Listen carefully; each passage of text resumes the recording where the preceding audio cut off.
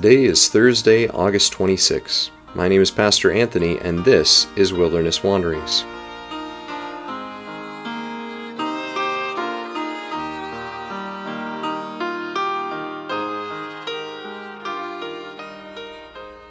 Today our text comes from Ephesians 4.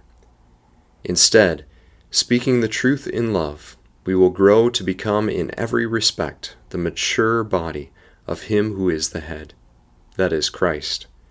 From Him the whole body, joined and held together by every supporting ligament, grows and builds itself up in love as each part does its work.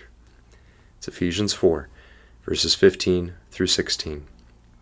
I've been thinking a lot about what church might look like going forward into the future. What will the church look like by the time that I've finished my work in ministry in 20 or 30 years? What will it look like when our seminarians finish theirs? And what on earth do we need in our ministry toolboxes to prepare for it? Obviously, answers on those questions are mighty thin and mighty speculative. The only thing that seems more sure at the moment is that disruption, of the sort we've experienced through this period of pandemic, will increasingly become the norm, rather than an exception.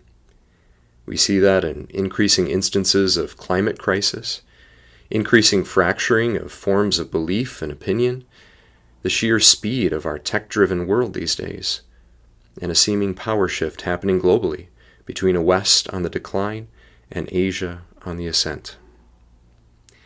So as the little Church of Jesus Christ caught in these crosswinds of an increasingly disruptive and stormy world, what on earth do we do? Well, I think Pastor Michael's pointing to Deuteronomy 4 yesterday was spot on. We don't need superstructures of administration to keep us safe, bulwarks of programs and activities to keep us engaged here and therefore out of trouble elsewhere. Perhaps all we need to do is the very simple things we've been called to in the first place. Walking and talking out the faith with each other in the way of Christ as we all together follow Him.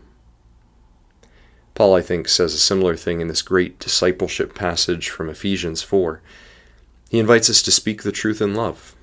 That is, to talk lovingly about the truth of God with one another in a way that builds one another up in the faith and in our lives.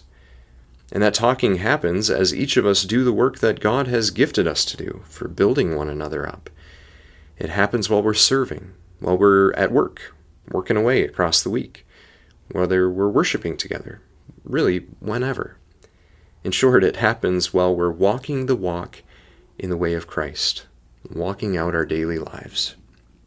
So, walking and talking.